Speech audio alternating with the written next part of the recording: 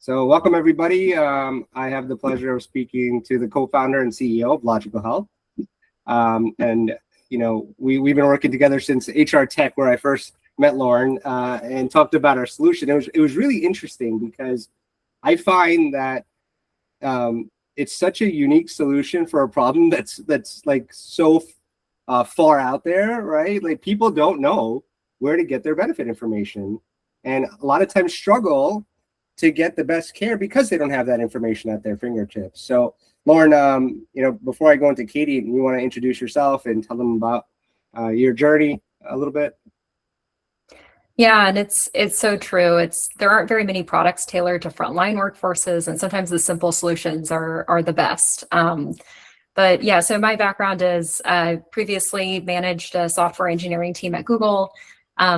Ended up going back to school to get my MBA and really studied the benefits space and worked with benefits leaders at that time. I got my health and life broker's license and kind of consulted with some employers, and really found this problem that we wanted to solve with Ultima, which I'm happy to share more about and kind of give an overview of. Amazing. So I'm representing Basis Vectors, the equity firm, as well as Cadient today. And Cadient is really an HR tech solution. We've been around for about 20 years. And we kind of look at it as how can we help both recruiters as well as employees, in which case they're happy with their employer and they stay longer. That ultimately leads to less churn. It ultimately leads to savings, and it creates what I would think is a better culture inside the company that really stands the test of time, right?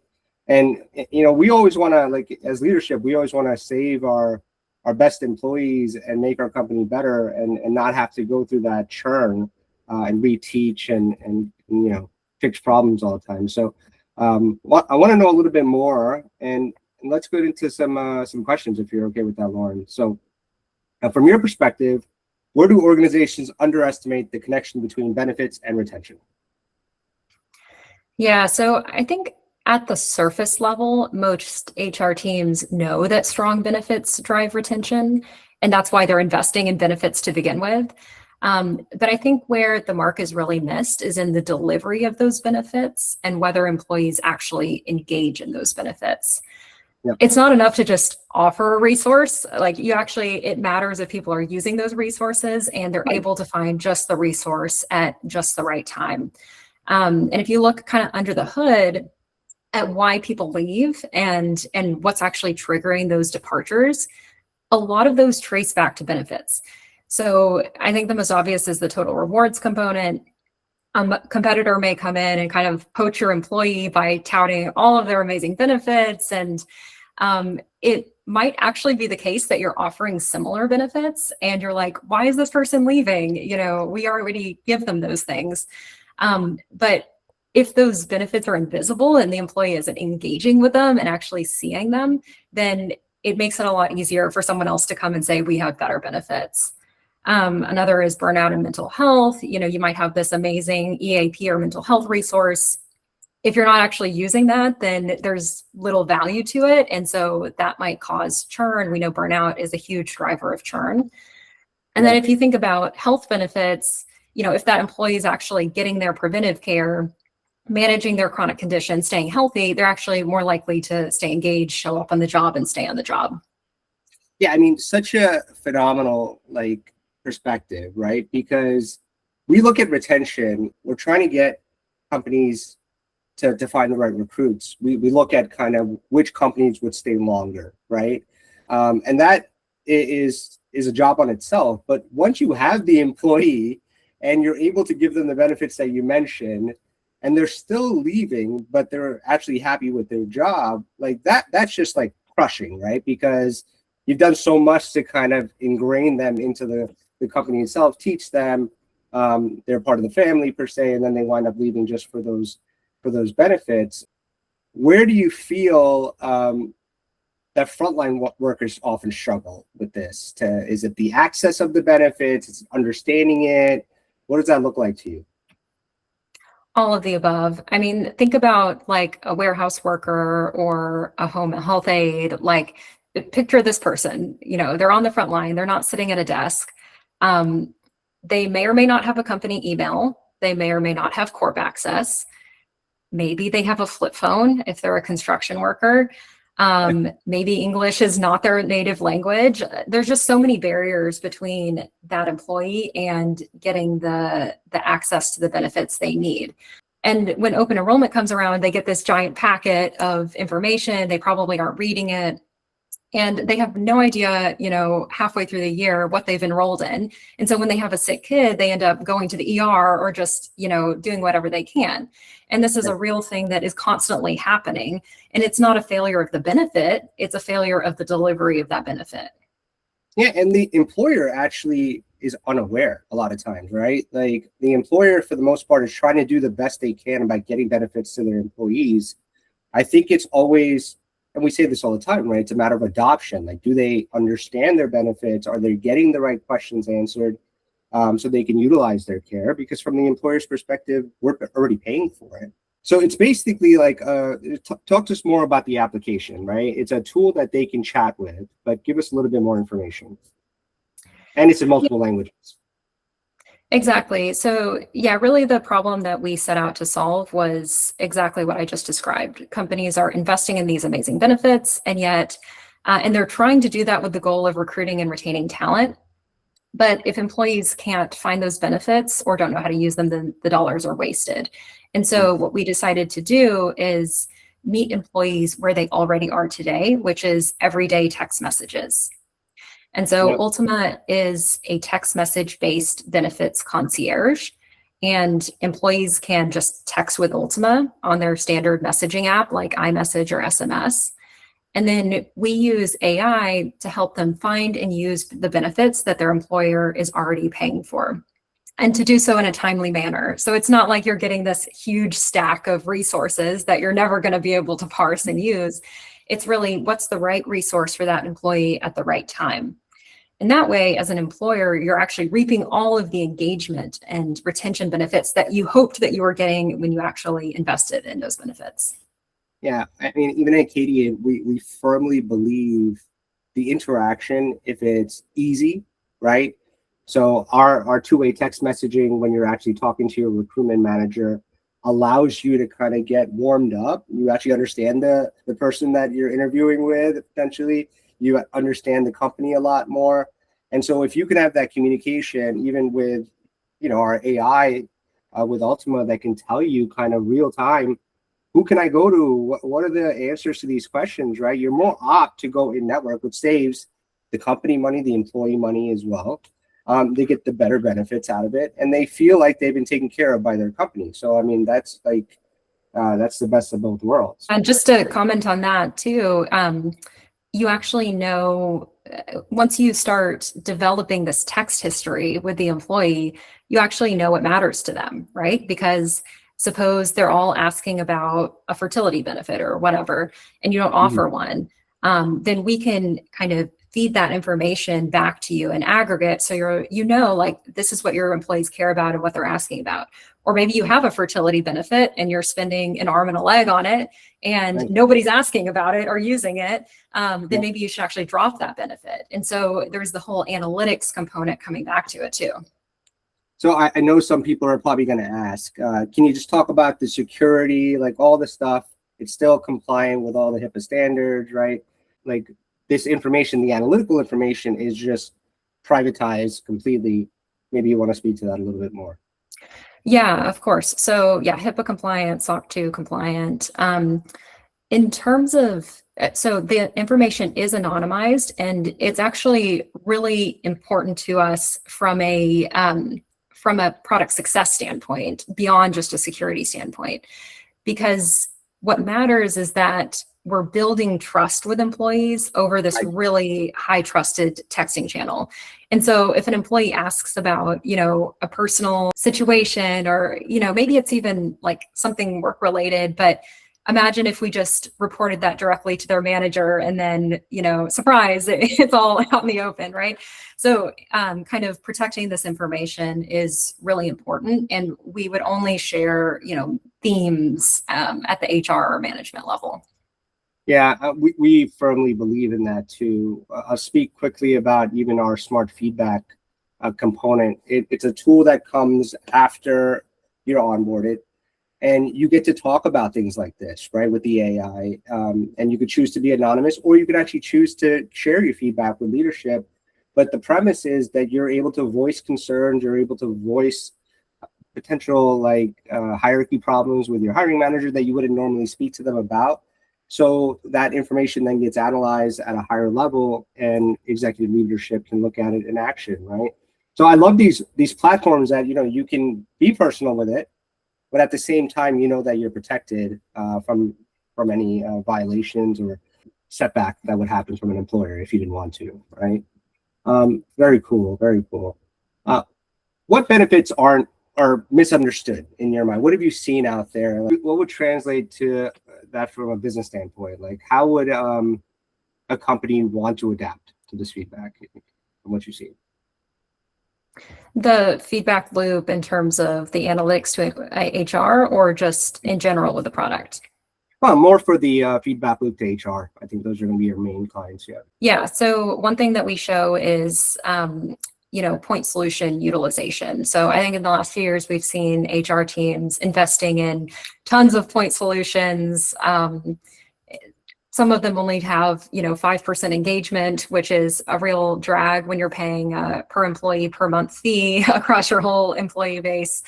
So one thing we would show is kind of what point solutions are employees asking about and utilizing, so that you can make decisions in your next year about which ones to continue investing in and which not. In terms of health benefits, we show you which types of coverages folks are asking about. If sometimes we do custom workflows too, so we can show you kind of utilization with that custom workflow, and then we let you chat with your data too. So kind of, ChatGPT style, so that you can generate reports for your, if you're an HR leader, to your leadership, and kind of show the ROI case. I'm sure that's helpful when you're at re-enrollment. You're trying to find the right packages, sometimes reduce costs, right? If you find that there's parts of the benefits that are not being used, one, for the employee doesn't know, which we're going to solve with Ultima. Number two, they're just saying that they're not going to use it. So then there's a potential to strip that off, right? Lauren, how does mobile first, like SMS, WhatsApp, change how an employee engages with their benefits in your mind?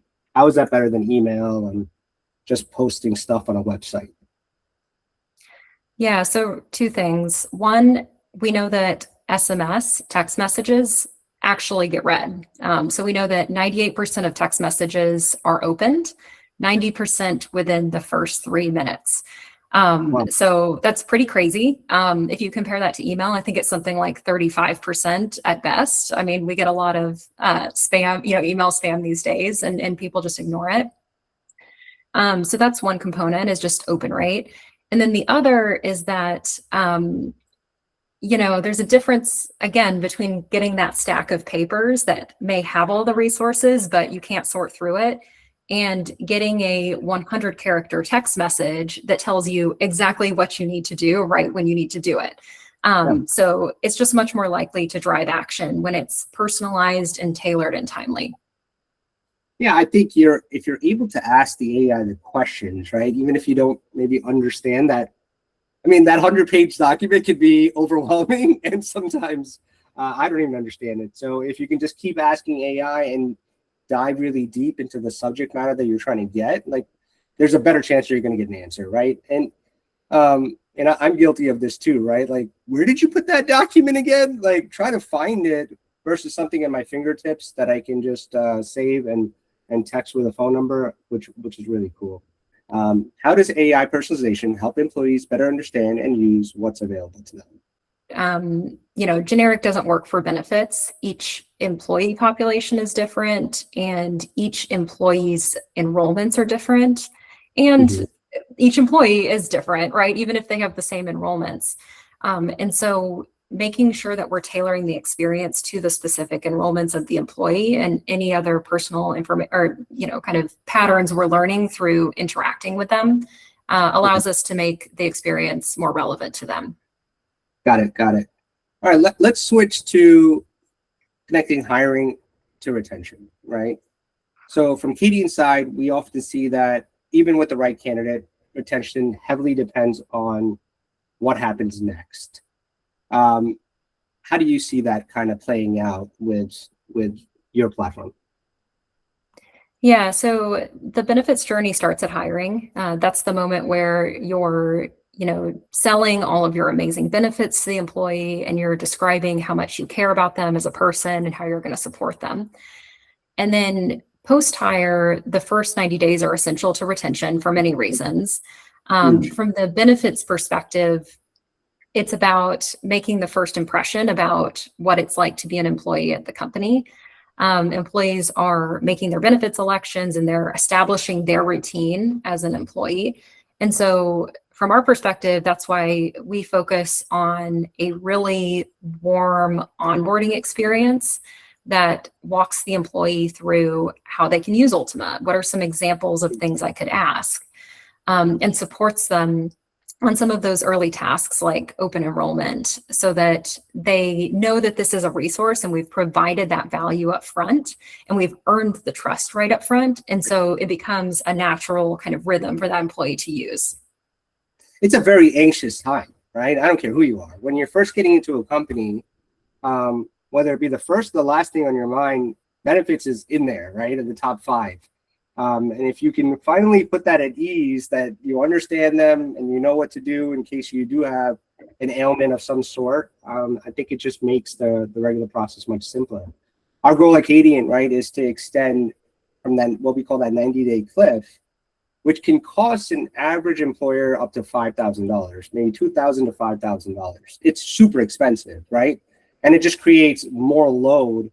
So the last thing you want to do is get to a point where you're having negotiations on benefits and the employee just doesn't get it, prospective employee, and then they walk out and you got to start that whole process again.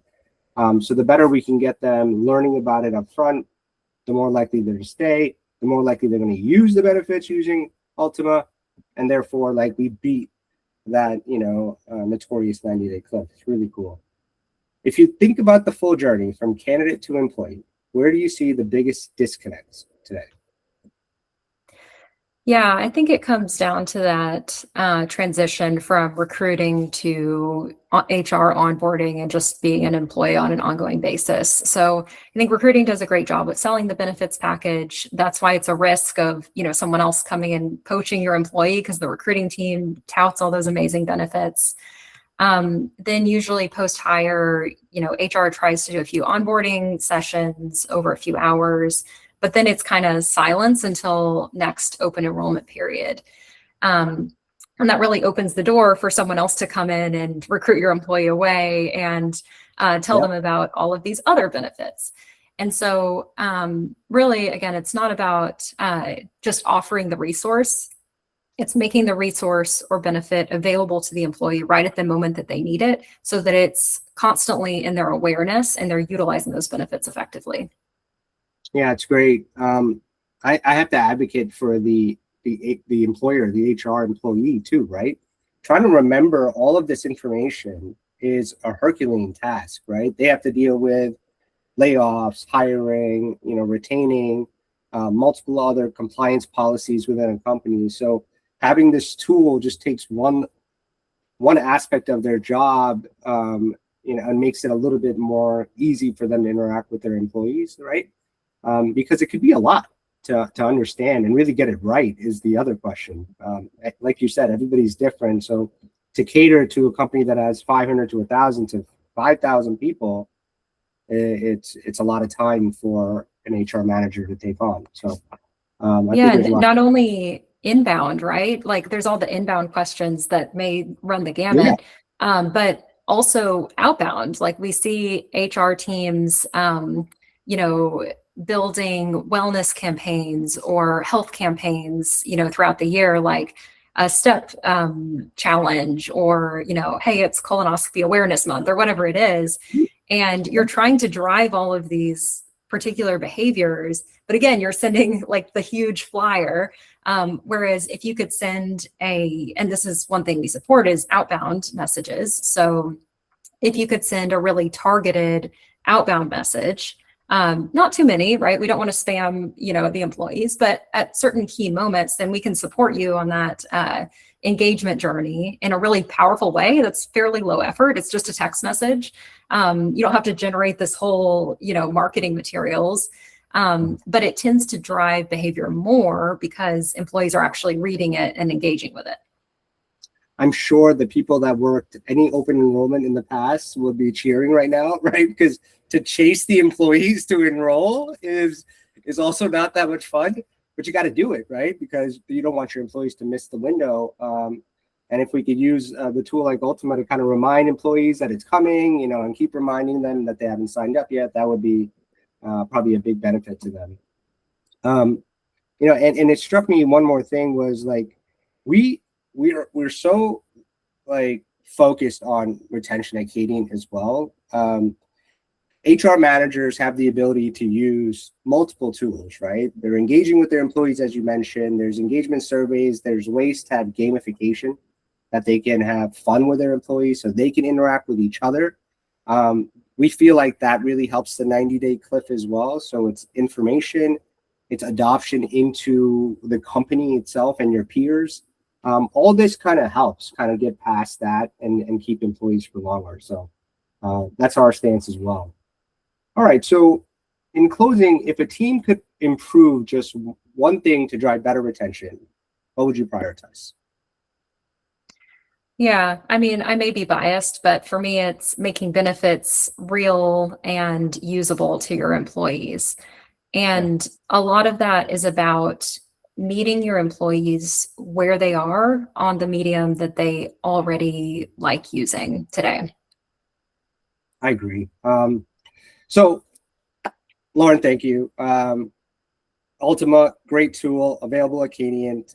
We'd love to talk to you about bringing this tool to your company, as well as whatever else Cadient can offer you to help both retain employees past that 90-day cliff, hire people that are going to stay longer from the onset, and a bunch of other really fun stuff that helps our employee engagement stay up. Lauren, anything else that you wanted to add?